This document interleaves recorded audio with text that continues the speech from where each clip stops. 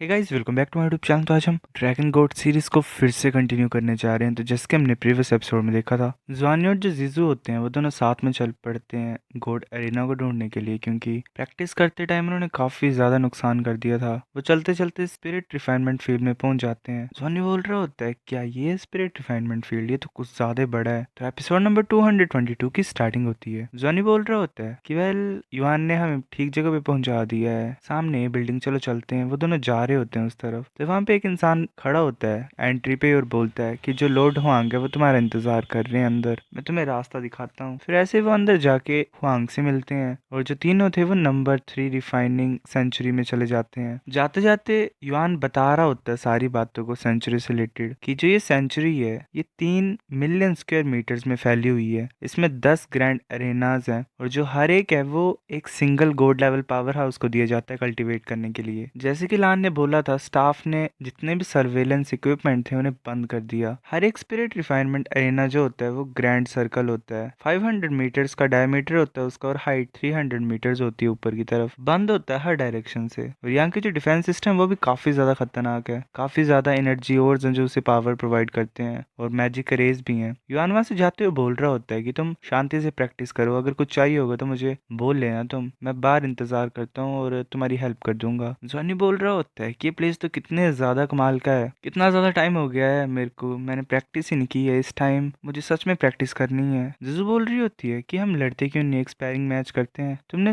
मतलब काफी ज्यादा ड्रैगन नेसेंस यूज किया मेरे ऊपर, जिसकी वजह से मेरी ग्रोथ भी हुई है। जॉनी बोलता है कि इसे स्किप कर देते हैं, मुझे मुझे डर है कि गलती से मैं तुम्हें चोट ना पहुंचा दूं। जिजू बोल रही होती है कि क्या बकवास कर रहे हो तुम, मतलब ऐसी बात नहीं है, ऐसा भी तो हो सकता है कि मैं तुम्हें हरा दूं। ये मत भूलो कि एक टाइम पे तुम काफी ज्यादा पीछे थे मुझसे। जॉनी बोल रहा होता है कि कुछ एक्साइटमेंट क्यों नहीं डालते हैं इसमें, अगर तुम हारे तो, मतलब पता नहीं कुछ गंदा ही सोच रहा होगा। जिजू बोलती है कि ऐसा सोचो मत, ठीक है, तुम्हारा जो दिमाग है वो गंदी चीजों से भरा है ना। जॉनी बोल रहा होता है कि देखो तुम्हारी तरफ, हमेशा तुम गलती सोचते हो। मैं ये बोलना चाहता था कि अगर तुम मुझसे हारे तो तुम मुझे एक अच्छा डिनर खिलाओगे, मतलब डिनर पे लेके जाओगे। जिजू गुस्सा होके बोल रही होती है कि तुम ऐसे बहाने बनाना तो छोड़ ही दो ना, मैं तुम्हें काफी ज्यादा अच्छे से जानती हूँ। जॉनी सोच रहा होता है कि नहीं, ये कुछ ज्यादा ऑकवर्ड हो गया, मेरे को सब्जेक्ट चेंज करना पड़ेगा। वो मुड़ के बोल रहा होता है तो ठीक है, मैं तुमसे नहीं लड़ूंगा, मैं अपनी स्किल्स को बढ़ाता हूँ खुद ब खुद ही। जिजू से रोक रही होती है और बोलती है कि तुम क्यों ऐसा कर रही हो, किस तरीके का रिवॉर्ड चाहिए तुम्हें। जॉनी बोल रहा होता है कि अगर तुम मेरे अटैक्स को 5 मिनट तक झेलोगे, जितनी सेकंड्स तुम टिकोगे मेरे खिलाफ में, तुम्हें उतनी किसेस मिलेंगी, बट सेकंड्स कम होंगी तो मुझे किस मिलेगी।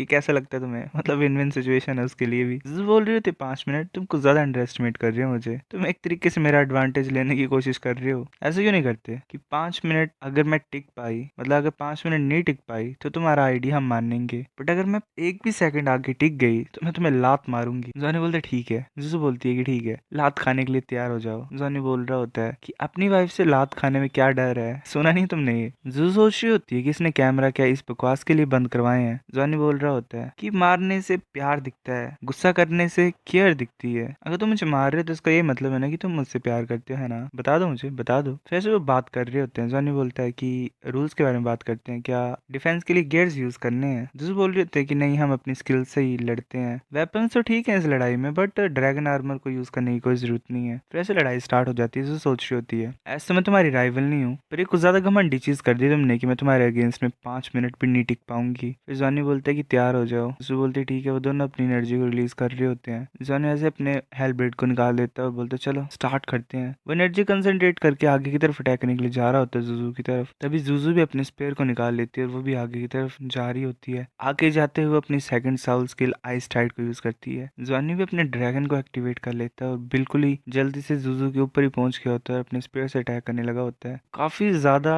अपनी एनर्जी के एरोस को नीचे की तरफ भेज रहा होता है। साथ में जुजू अपने आइस के अटैक को यूज कर रही होती है। जुजू अपना सेलेस्टियल डीमन डांस कोई अटैक यूज करती है और जिसकी वजह से वो आइस फील्ड फैला रही होती है पूरे एरिया में, पर वो फिर भी जॉनी को नहीं रोक पाती। वो जॉनी बिल्कुल ही एकदम से उसके पास ही पहुंच गया होता है काफी ज्यादा स्पेयर्स के साथ। जो एक तरीके से मुश्किल में होती है, बट फिर वो अपने स्पेयर को यूज करती है और एक आइस का अटैक लॉन्च कर देती है जॉनी के अगेंस्ट में। दोनों अटैक्स आपस में टकरा रहे होते हैं। तभी जुजू अपनी 8 साल स्किल यूज करती है, जिसे काफी बड़ा एक्सप्लोजन होती है आइस की, हर जगह आइस ही आइस होती है। जॉनी अपने स्पेयर का अटैक कर देता है जुजू के ऊपर। जुजू काफी ज्यादा मुश्किल से उस अटैक को रोक पा रही होती है। उसने एक आइस का बैरियर बनाया होता है जॉनी के अटैक को रोकने के लिए। फिर जुजू एकदम से एक्सप्लोजन कर देती है ताकि जॉनी का अटैक खत्म हो जाए। जॉनी एकदम से जुजू के पीछे पहुंच जाता है और अटैक करने लगा होता है जुजू के ऊपर। जो सोच रही होती है सही नहीं है, वो कुछ कर नहीं पाती है, काफी बड़ा धमाका होता है एनर्जी का।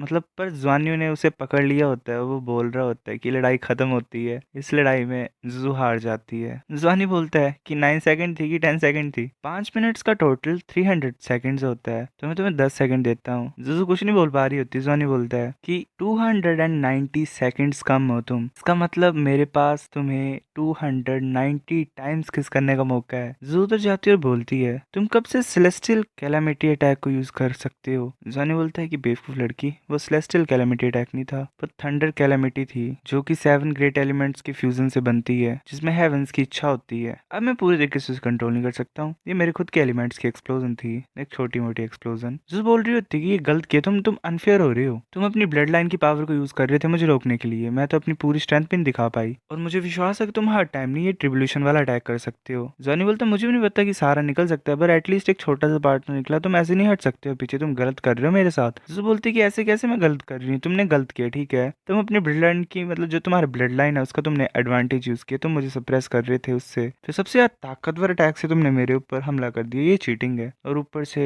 जॉनी नहीं सुनता उसकी और जल्दी से उसके पास आके उसके गालों में किस कर देता है। जिसू मतलब उसका थोड़ा पारा हाई हो जाता है, ब्लश मार रही होती है वो बोल रही होती है कि तुम कर क्या रहे हो। जॉनी बोलता है कि 290 किसेस करूंगा तुम, मैं पक्का ही। जुजू कंफ्यूज होते कुछ ज्यादा ही, जॉनियो के मुंह को कवर कर देती है और बोलती है कि नहीं चुप हो जाओ, और किस नहीं कर सकते हो तुम। जॉनी ने उसे पकड़ा होता है और वो बोल रहा होता है सच में। जुजू बोलती है कि तुम तंग कर रहे हो मुझे, मुझे जाने दो वरना मैं काफी ज्यादा गुस्सा हो जाऊंगी। जॉनी बोल रहा होता है नहीं ऐसा नहीं करने दे सकता मैं, मेरे पास 290 केसेस हैं ठीक है, उसके बाद छोड़ दूंगा मैं। फिर मतलब जॉनी सारा बदला निकाल लेता है, बदला तो क्या ही मतलब कर लेता है जो वो जीता होता है। जुजू को ज्यादा गुस्सा होती है। जॉनी बोल रहा होता है वाइफ मुझे माफ कर दो। जुजू बोलती है कि कौन है तुम्हारी वाइफ, वैसे दूर हो जाओ। जॉनी बोलता है कि एक बार फिर से लड़ते हैं, ऐसा क्यों कर मतलब ऐसा करता हूँ मैं कि मैं अपनी ब्लड लाइन ओरा को यूज नहीं करूंगा तुम्हें सप्रेस करने के लिए इस टाइम पे। 5 मिनट की बात है, करना चाहते हो दोबारा तुम। ऊपर से बात है कि मतलब मैं किस नहीं कर पाया तुम्हें अच्छे तरीके से, मैंने सिर्फ 41 केसेस किए हैं, तुम्हें पता तुम्हें। ऐसे गुस्सा मत करो तुम, मैंने कितना अच्छा किया देखो। जो कुछ ज्यादा गुस्सा होती है बोलती है कि लांस जॉनी हूँ, तुम तंग कर रहे हो मुझे, खुद ब खुद प्रैक्टिस करो। वो स्पेयर से मारती है जॉनी के सर में। जो सोच रही होती है कि ऐसा लग रहा है कि मेरे एफर्ट्स को कोई सीरियसली लेता ही नहीं है। जॉनी उसे पकड़ता है और बोलता है कि मैं अकेले प्रैक्टिस कर रहा था इतने ज्यादा टाइम से, तो मुझे ऐसे अकेले अकेले सा फील होता है। ये अच्छी बात है कि तुम हमेशा मेरे साथ रही इस टाइम पे, तुम्हारे बिना